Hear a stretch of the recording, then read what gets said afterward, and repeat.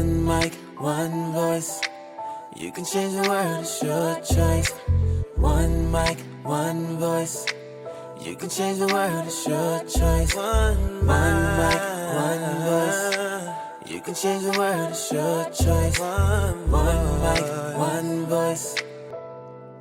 Welcome to the One Mic, One Voice show, building the collective conscious. Show that's created to give space where your voice, ideas, and informed opinions can be heard, appreciated, and debated. I am Michael Eric Owens. Man, it feels good to be back in the studio.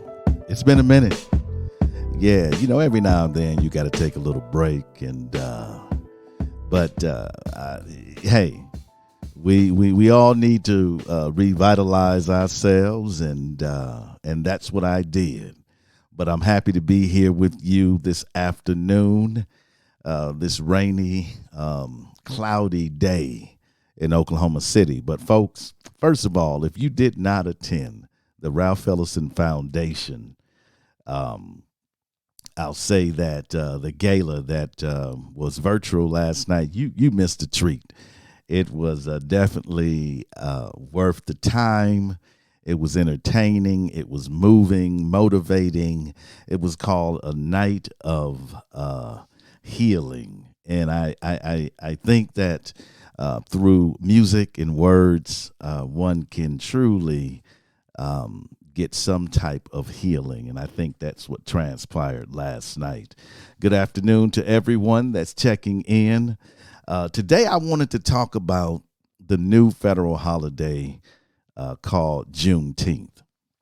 And I know probably I'm going to make some people uncomfortable. Some people will probably disagree with me, and I will hear about it this following week. But that's okay, because we need dialogue. We need to, I think, continue to focus in on what is important versus what is symbolic. So can we call Mr. Biden, President Biden, signing into law Juneteenth as a federal holiday? Can we say that that is progress? Now, I don't want you to answer that right away. I want to go through some things. I want to talk about Juneteenth. Juneteenth is better known as Freedom Day for Black people. It was June 19th, 1865, when the slaves in Galveston, Texas, got the word that they were free, almost 2 years after the proclamation signed by, at that time, President Lincoln. And so just that in itself should describe the chaotic time in which this country was going through. And this idea of remaining in slavery for 1 second in bondage, being owned, being property, being used and abused for the benefit of others, 1 second is too much. And so that day, on that day, we celebrate. We celebrate finally the physical chains of bondage being broken. But what is Juneteenth? Is it just a celebration? No, it's acknowledging the horrors of American society. You see, we tend to, in our country, to run away from those things that are controversial, those things that make us feel guilty, those things that cause us to, I think, have discomfort. But history is laced with events that cause discomfort. And because it is part of our history, it is worthy to revisit, to understand, to make sense of it. Why? Because we don't want to repeat it. And you say, well, we can never have chattel slavery again. Well, you know, and in the physical sense, but we're going to talk a little bit about the emotional and psychological sense of slavery. But it also is a day of education. It's a day where we are reminded of what transpired, but also it is a day where I think others become aware of the ills of American history. because believe it or not, everybody doesn't know. And this is, I think, difficult for many of us in the know. We don't know how people can be that isolated or siloed or simply in denial regarding the atrocities of American history. So it is a day of education, and every Juneteenth celebration should be a day of education. And it's also a day of accountability. It's a day we go back to the Capitol and not maybe physically, but with the celebration to say you have not paid your debt, that there are still outstanding debts to Black people. Still, because of what you did and because of the desire to not talk about it, to not educate the population on it, and because of the years of privilege, the years of you being, meaning the dominant culture, being so far advanced economically, socially, in the education field, that you owe us a debt. Why? Because when slavery ended, the amendment said that we had equal protection. The amendment said that we were citizens with rights and privileges just like anyone else. And so you have a debt, America, that yet you have not paid. So it is a day of accountability. I know nobody in this country wants to be accountable. You know, it's kind of do your own thing, and whoever you smash and walk over, it don't even matter. It does matter. It matters. And we have good folks on from different backgrounds and ethnic groups and you know, men, women, it doesn't matter. We have good folks on multiple sides saying that accountability must happen. And let me just toss in something about just recently. Former officer Chauvin was convicted and sentenced to 22.5 years, which I think is nothing. The fact that you got a white officer convicted of a crime that was caught on videotape that saw him basically lynch a Black man by kneeling on him for 9 minutes. I believe it was 28 seconds or 26 seconds, and we saw his life being snuffed out before us, and the trauma that it caused not just Black people, but people around the world, got 22.5 years. That is no reason to celebrate. And I think I posted at one time we were 3/5 of a person, but now I guess our value of our life is 22.5 years, which this man will see. If not, maybe he's got federal charges against him. We'll see. Maybe he'll never see the light of day. But according to this particular sentencing, he will be eligible for parole, but Brother George will never be back. So this is a day of accountability. And if you're looking at it any other way, you're looking at it wrong. It's just not about the hot dogs and the hamburgers and the dance and the poetry and the music and selling of wares. It's not just about that. This is for Black people. This is Independence Day. This is freedom. That's why it's called Freedom Day. So, how does Juneteenth play into the outlawing of critical race theory? And this is where it becomes ironic that every senator in the Senate voted in favor of this. This is where it's ironic.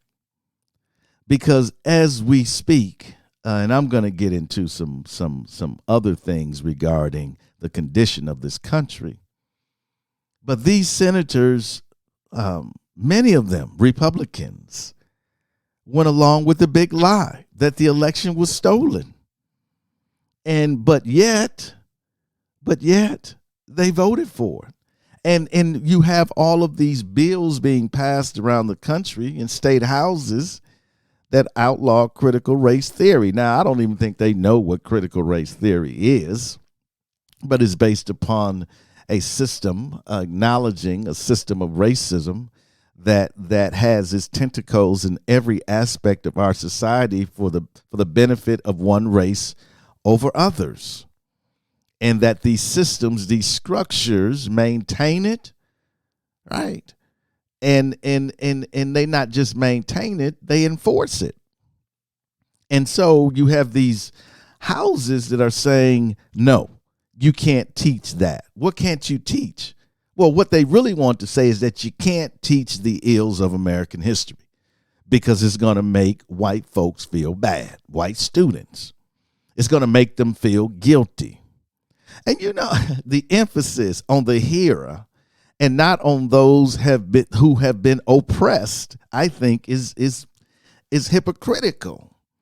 And when does feelings come into teaching knowledge, teaching truth? Only the truth will set you free. That's what Jesus said. So why this is being approved, they're saying you can't teach it. Because how can you teach Juneteenth without talking about why we need a Juneteenth, about what happened with the Civil War, about the secession that the states did to break away from the Union? How the centerpiece of Juneteenth is slavery, is the selling and abusing of black bodies. And yet they're saying, yeah, we can make it a federal holiday, but you can't teach it. How many people, including white, black, or brown people, who never heard of Juneteenth? I mean, that should tell you right there how important the idea, the concept of critical race theory is. The very fact that people didn't know it. Elijah said, making Juneteenth a holiday now in 2021 is the same as the government giving a 92-year-old veteran a medal for a war he fought in at age 19. Why did it take so long?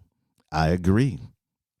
But I'm going to get to my analysis here in a minute. But yes, we're just acknowledging it. People are just coming to know that there was this event. They were not aware of it. How can you go through school, go through college, and not learn about Juneteenth? Well, apparently many people did. And so I see the excitement, and I hate to rain on anyone's parade, because the fact that you are woke and you have come to the realization of some of these things, yeah, that's a good thing.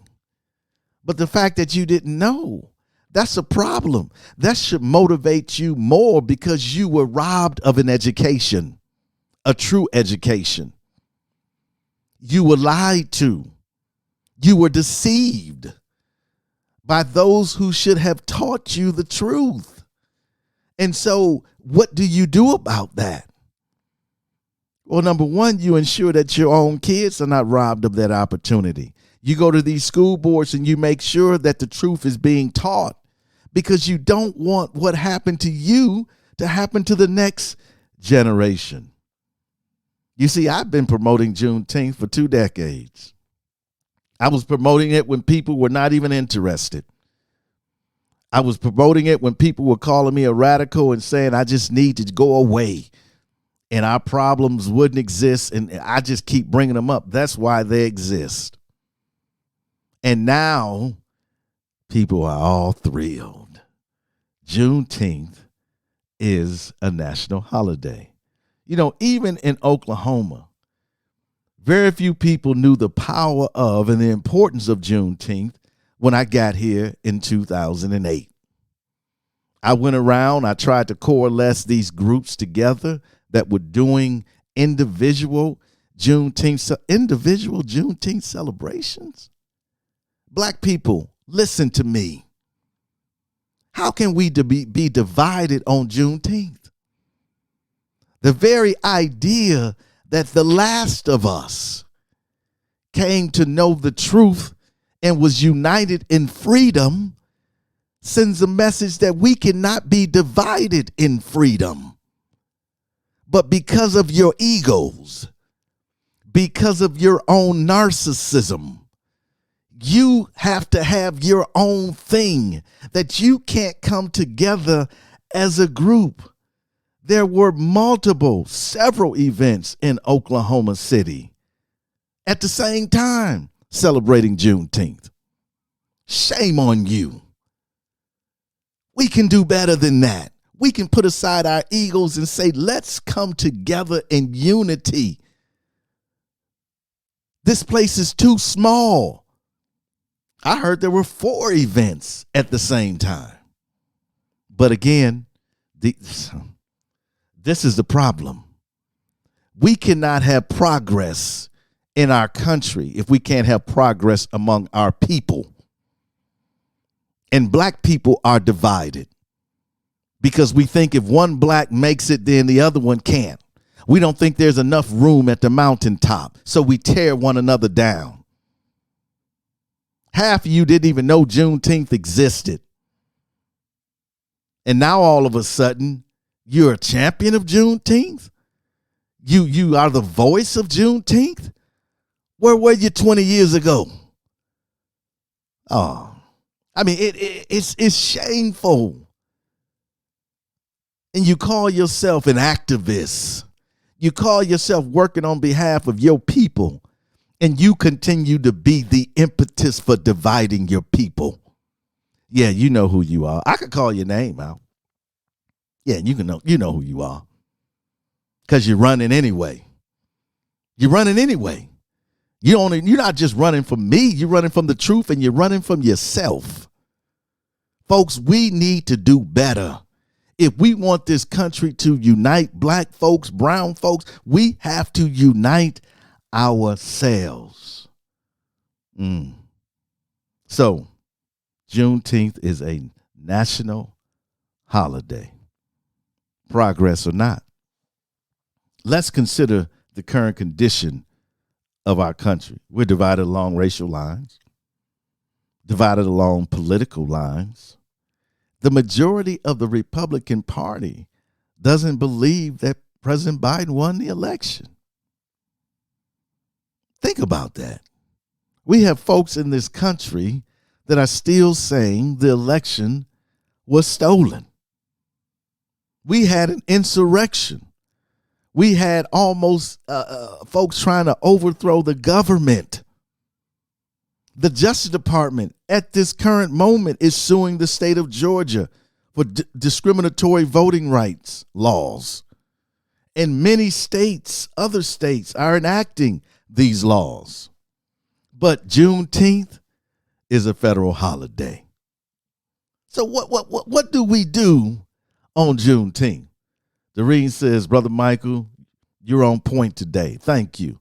What do we do? Isn't a federal holiday a day where we all come together? We all acknowledge that day. We all think about the importance of that day. Yes, we celebrate.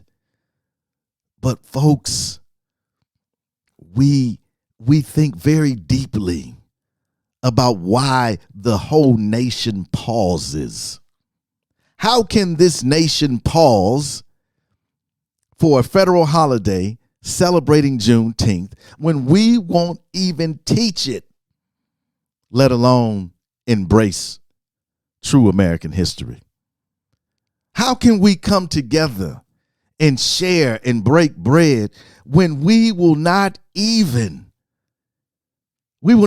talk about reparations? We will not even talk about restrictive voting rights acts. We won't even talk about discrimination. We won't even talk about racism. We won't talk about these things. But yet, on that day, all of a sudden, we're going to pause and say, what a great day this was. When all the things that made that day possible are still thorns in our sides. It's hypocritical. It's hypocritical, folks. When will we in this country become serious about our problems? When will we stop playing in the sandbox of time and come to the current moment and say, let's deal with this? No. It's easier to kick the can down the road, because when you kick the can down the road, you have no progress. You have status quo. You have the same people in charge reaping all the benefits. Because again, only the truth will set you free. So, Juneteenth is signed into a national holiday, progress or not. Linda says, united we stand, divided we fall. A house divided cannot stand. It's Sunday, though. Yeah, I know something from the good book. Yeah, it stayed with me. But you're right. And we are falling. The nation is falling. The nation is crumbling. You have those truth sayers. You have those watchmen, watchwomen on the tower, and they're saying the nation is crumbling. The nation is falling simply because we will not embrace who we are. And all of our history is who we are. We have a shared history. There's no black history. There's no white history. It's shared history. It's all of our experiences woven together. Listen, folks, these cords cannot be broken. But yet, man, we don't want to talk about it. It's too painful for some people. Well, try living it. When people say to me, oh, the past is so painful, well, try living the present of black people. Elijah said, why is whiteness in some states feel that they need, why do whites in some states feel that they need to be the center of attention and lead celebrations such as Juneteenth? Shouldn't whites be involved in these celebrations like they are running it instead of running it? That's the problem with wokeness. That's the problem with wokeness.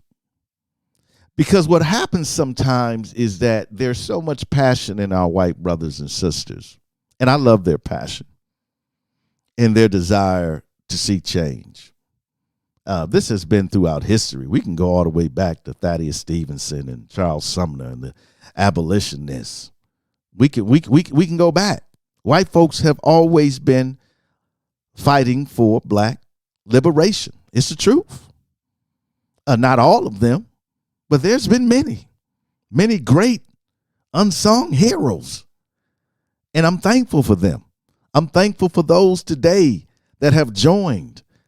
But see, that's the problem, though. You need to join and support and not lead. This is not your effort to lead. It's your effort to support, to become part of, and mainly to learn, to listen. But the tendency, though, because this is what you have done all of your life, is lead. You can't lead. It's part of the problem. You need to support and be involved and follow. Follow. Be a follower of black people and black liberation, not lead it. That's the problem with liberal wokeism. Because you think you can lead, you think you know. And the most dangerous person is not the racist person. Listen to me now. It's not the racist person is not the most dangerous person to the movement. It is the woke liberal white person that think they know what they don't know. Now, not all liberal woke white people are like this. So I never take a broad brush. But I'm saying the liberal white woke person that think they know everything they need to know about black and brown people and their condition and how bad it was, and this, that, and the other thing, you don't know. Why? Because you're not black or brown. So what should you do? You should support. Bring your passion, bring your love, bring your commitment, but don't try to lead. follow. Follow. So, what does this mean, this national holiday? Well, I can honestly say to you, I'm confused. I'm confused. Because when I look at Dr. King's holiday, took a long time to get that one done too.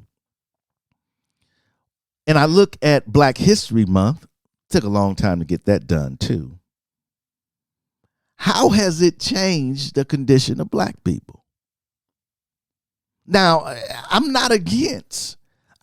Honoring Doc King is monumental. It should be done. It should be done because we reflect upon his teachings, and his teachings are relevant today. And we mourn his loss. His loss was our loss. But I have to say, in the final analysis of it all, what has it changed? I mean, the life of Black people is getting worse in this country. It's not getting better. And again, don't talk to me about the celebrities and the basket. Don't talk to me about the anomalies. Okay, no. You know what I'm talking about? I'm talking about Ray Ray. Okay, that's who I'm talking about. That's living in the hood. That's trying to better his life. How does a federal Juneteenth holiday move the needle for us? Yeah. Crickets. It doesn't. It doesn't. So why? Don't get me wrong. I have nothing against it. But I got something against the folks that voted for it. Yeah, I do. Because these are the same folks that are trying to take away my voting rights. These are the same folks that say my history cannot be taught. These are the same people that are saying that we need more police. See, this is what I'm talking about. We have to understand. We have to stay focused. We can't get wrapped. We're not even, listen, I mentioned it before. Black people, we're not even united on Juneteenth. I mean, when I saw that, I'm not saying I was not pleased, but let me say this, I was not impressed. Symbolism means nothing to me. We've had enough symbolism in our life. We've had enough tokenism in our life. Things need to change. And a federal holiday for Juneteenth changes what? That's all I want to know. If folks, if it changes something, then correct me. I want to learn. One might say, well, you know, Americans now get the opportunity to learn about Juneteenth. Okay. How's that going to change things? Right? Everybody know pretty much. They don't know the depths of slavery, but they know slavery existed. Hey, everybody celebrates Martin Luther King Day. Everybody, you know, at least endures Black History Month. So how's that changed anything? Is your life any better? Listen, folks, we have serious issues. Unless we become serious people and serious problem solvers and focus on our ultimate goal, then it doesn't mean anything. It means absolutely nothing. Folks, we're going to take a break. We're going to come back. This is Michael. We're going to come back and we're going to get deeper into this topic. And then we're going to wind it up. And in the end, I want you to recognize that we're not looking for a carrot. We're not looking for a handout. We're looking for what belongs to us. Yeah. The same thing you got. The same thing any citizen should have. We want what belongs to us. Be right back.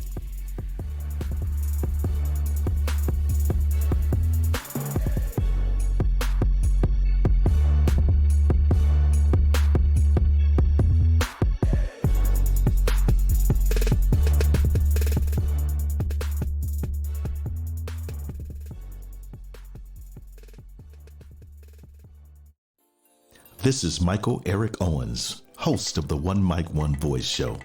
I want to give a shout out to all of our listeners all across the globe.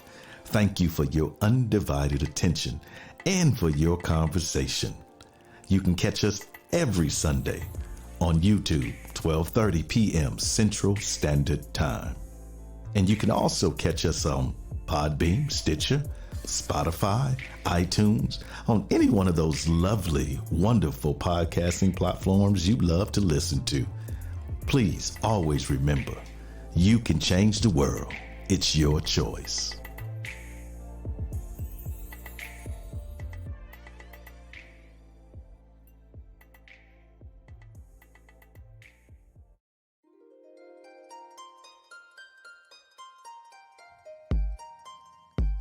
We don't want a handout. It's what you promise. It's in our founding documents. Like Dr. King said, America has written a check that has come back with insufficient funds.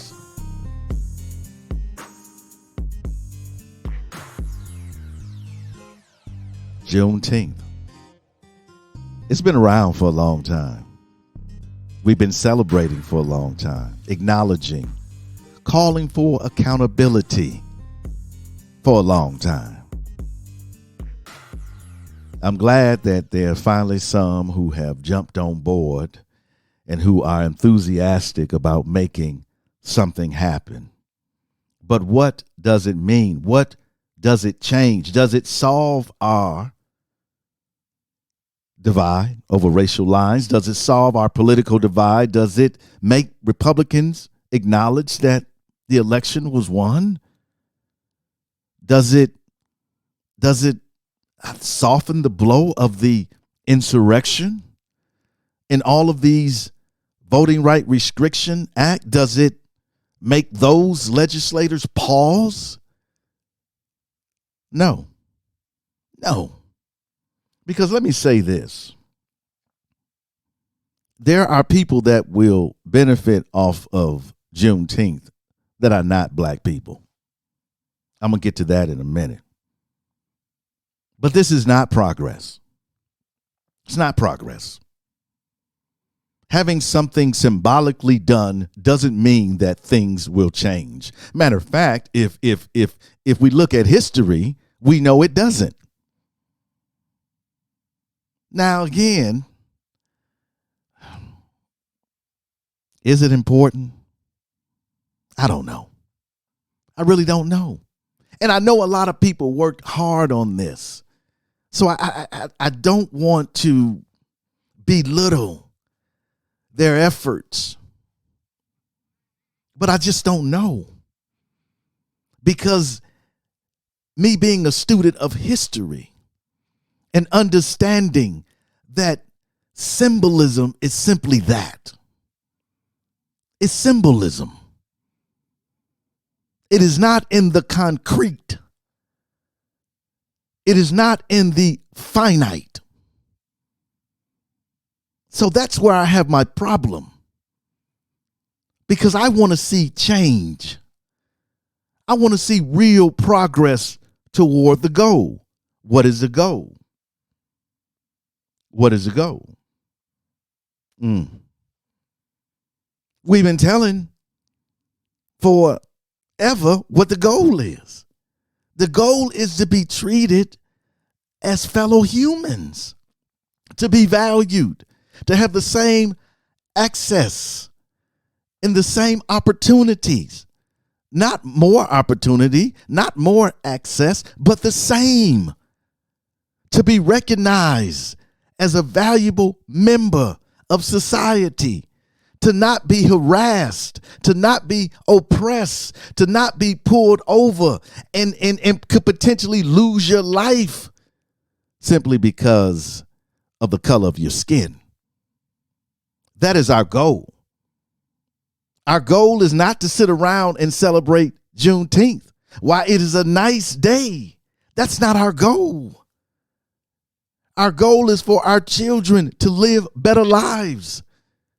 Our goal is for us not to be incarcerated at higher numbers than any other racial group. That's our goal. But we have Juneteenth as a federal holiday. Can you call this progress when we have been trying to reach this goal for 401 years? Elijah said, are you not afraid that making Juneteenth a holiday was politically motivated? Well, let me tell you what I think Juneteenth means for many in this country, those who put it into law. Let's give them something, but let's give them something that really doesn't move the needle at all. I think it was an easy thing for them to vote for because it cost them nothing. Matter of fact, it is going to be beneficial. Who's going to benefit off of commercializing Juneteenth? Who owns the major T-shirt companies?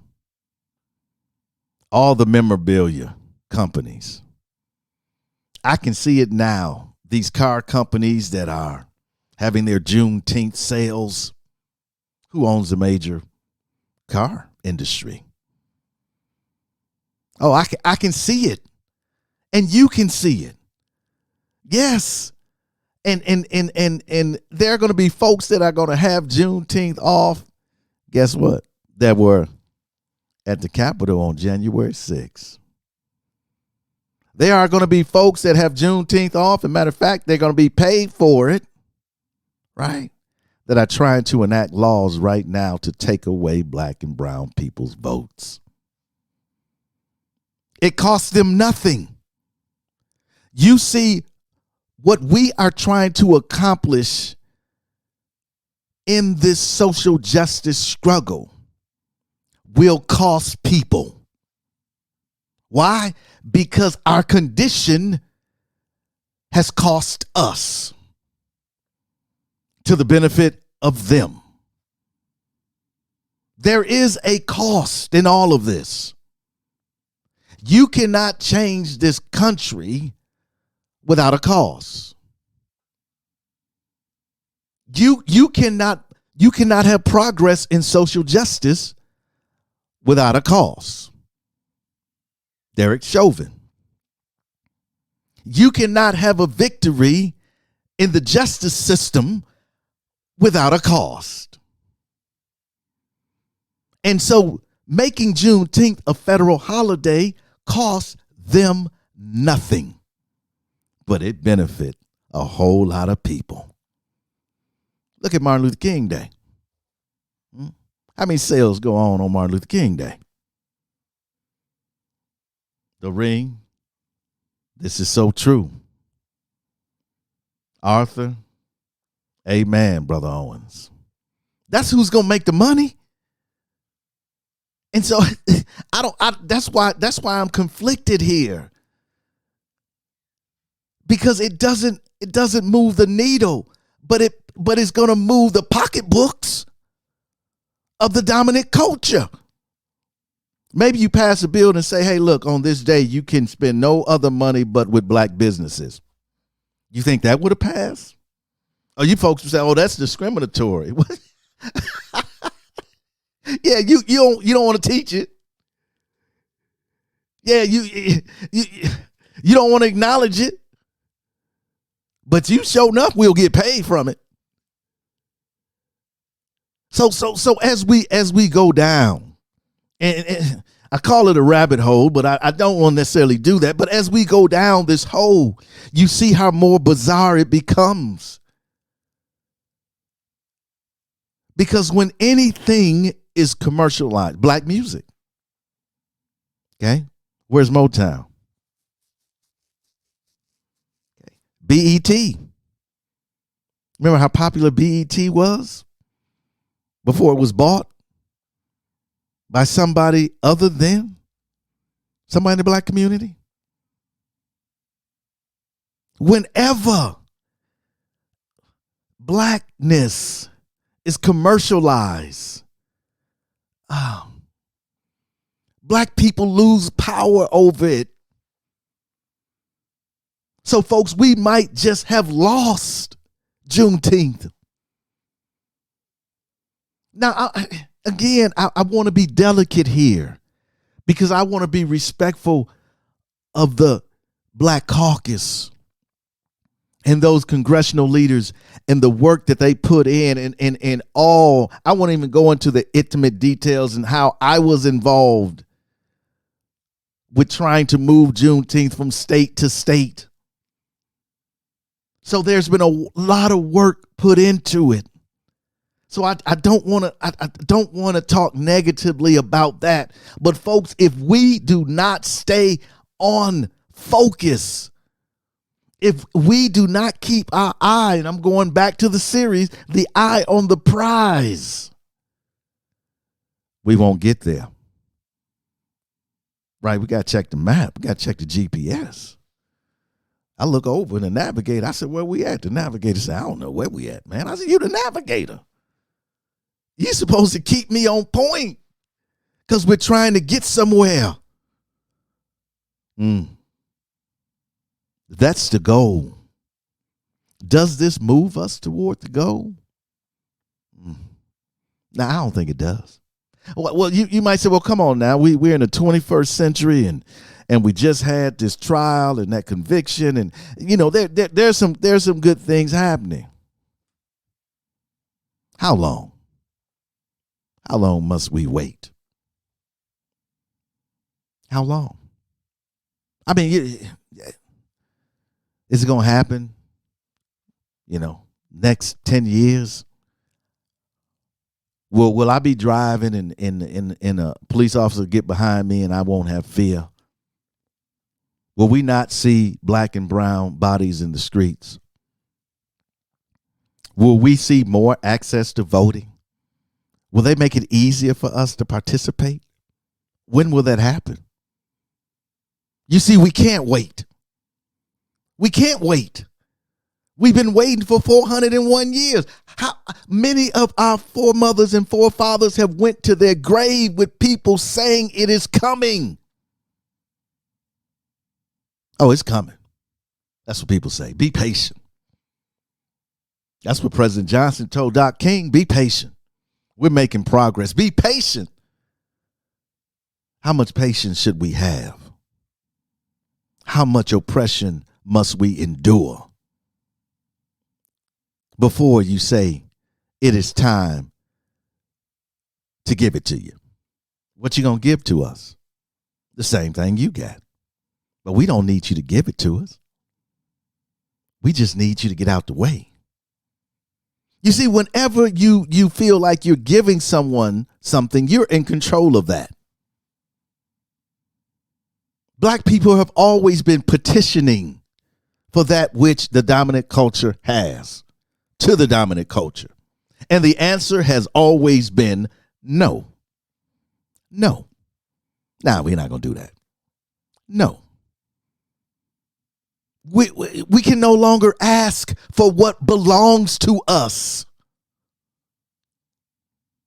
And I think there's many black people in this country that doesn't understand that, because they keep asking. They keep taking this incremental progress and saying we're getting somewhere. When you look at the condition of black and brown communities and you tell me how far we have come, when we still have black ghettos, we still have food deserts in black communities. How far have we come?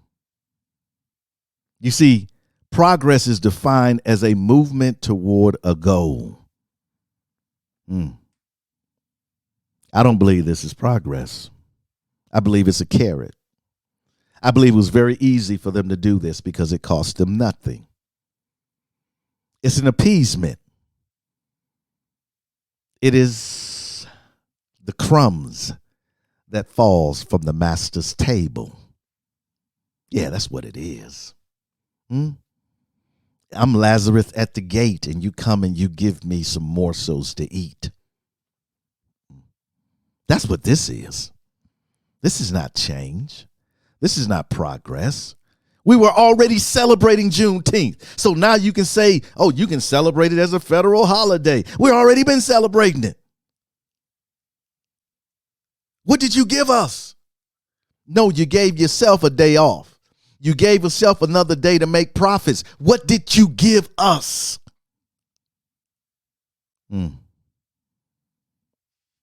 Maybe I sound cynical. Maybe I do. Maybe I'm a little cynical. But I got good reason to be. Because all I have to do is look at what's going on around this country. I mean, think about that. How long have we been fighting to vote? Even when you gave us the right, you've been trying to restrict it ever since. Back to poll taxes and literacy tests and reciting the Constitution and all those things. Not to mention the lynching and the torturing and the things you did to us, beating us up at the polls and intimidation and all those. You've been doing that since the origin of getting the right to vote. So we're in the 21st century. And we're still trying to get the right to vote. But Juneteenth is a federal holiday. What do? Well, we continue to celebrate Juneteenth, but I'm going to tell you like this. We cannot have these 4 Juneteenth celebrations in a small city, black community like Oklahoma City. Oklahoma City is one of the smallest black communities I have ever worked in. It is small. It's tiny compared to other urban centers around the country. It's small. And you go to urban centers, go to Milwaukee. Milwaukee has a Juneteenth commission. They plan all year. They have up to 50,000 people come through their Juneteenth event. One singular event. We can no longer be divided as a people, and we're asking for unity on a national level. That's like the plank in the eye, isn't it? Like, remove it. Right? Things must change. And these counterfeit activists, those who are on center stage now, those who for the last decade, you didn't even know who they were. But now, they're leaders. Yeah, they're your leaders. Because let me tell you something. It's not about doing the work when the lights and the cameras are on. It's about doing the work in the shadows. It's about doing the work not when it is sexy or it's fashionable now. No, it's about doing the work when there is abject opposition to you. Many of us have been in the dark ages of this struggle. We remember. We take names. We know who you are. And it would amount to nothing because this is not about a moment. It's about a lifestyle. It's about a journey. It's about a journey of freedom to acceptance. Not acceptance by individuals, but acceptance of who you are. A valued human being, worthy of love, worthy of opportunity, worthy of being valued. I don't care what walk of life you find yourself in, simply because you are human, You are worthy. So don't get too excited about something you already been celebrating. Don't get too excited about something you already know. Because if your excitement and your passion isn't involved in this, if you're overjoyed because of this, then I don't even know why you're in the struggle. The struggle was never about trying to get symbolic things done. It was about changing this country in a concrete way so that generations to come of black and brown and white and Latinx and Asians that in days and generations to come, that they will not have to deal with a history of racism, a history of oppression, that these children that are growing up today will grow up into a new America, one in which race will not determine the outcome of their lives. That's what the goal is. It's not symbolic, it's concrete. So you say to me,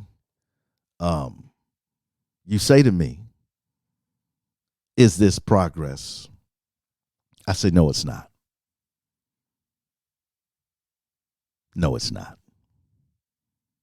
We have work to do. And we need everyone that understands and sees what has happened to black people in this country. We need everyone engaged in making the changes that we need. And Juneteenth being a federal holiday does not move the needle, folks. Now, I know there's some that disagree with me. I know somebody has said that Michael has been inviting me, my family and friends to Juneteenth for years. I'm glad for the honor to celebrate with my black friends and neighbors, learning more than I understood before. Folks, some of us have been, I appreciate that comment, some of us have been in this struggle for a long, long time. So what I'm trying to do is redirect your attention. Get off of that. Get back on what we need to get accomplished. Those same senators that voted in the Senate, hey, yeah, call them accountable. What you vote for this, but you're standing up to restrict that. Accountability. That's what Juneteenth is about. And if we do not get serious about what needs to transpire here, with 2022 coming up, I think that's next year. That's next year, right? Yeah, that's next year. Okay. If you think things are bad now, let the Republican Party get back to Congress. So when we talk about what is most important right now, it is voting rights. It's ensuring that we have the right to vote, ensuring that we have access to the ballot box. And it's being taken away in such a way that the federal government has got involved. I've always celebrated Juneteenth and will continue to. But that's not where the fight is. 2022. Understand what is coming. Understand the playbook that is being worked out right now. The playbook is to take back the Congress and to undo any progress the Biden administration has accomplished so far. As you see, they're fighting tooth and nail. And if they get to Congress, things will only get worse. So, progress is moving toward a goal. Juneteenth is just a stop along the way. Every year It's just a stop that we acknowledge that we're still on this journey. We're still moving forward. We're thankful for the foremothers and forefathers who came through it and who started this celebration and taught us to continue to celebrate it. But they didn't stop there. They kept moving and establishing themselves. And even when they got to the apex, as in Black Wall Street, and they tore it down, it didn't break the spirit. And so we started on the journey again. Listen, folks, it's going to take you. It's going to take me. It's going to take all of us to make this goal, to make progress a reality in our lives. I'm all for Juneteenth. Don't leave this conversation thinking Michael think Juneteenth is a small thing. I've been an advocate. I've did podcasts on it. I've written articles about it. So don't tell me I'm not an advocate for Juneteenth. I am. But I know the journey. And I know there's a long way to go. And if we do not remain focused, folks, we will never get there. Because history will speak of us. Somewhere in the distant future, a scribe will reach down deep into the archives of our time, and what will she find? Will she discover that we overcame our differences? Will she find that out of many we became one? Or will she find that we solved nothing and remain a divided peoples? Yes, history will speak of us. All we gotta do is work together. We gotta raise our children better. We gotta stop the hate, and spread the love. One mic, one voice. You can change the world, it's your choice. One mic, one voice. You can change the world, it's your choice. One mic, one voice. You can change the world, it's your choice. One mic, one voice. You can change the world, it's your choice. Your choice.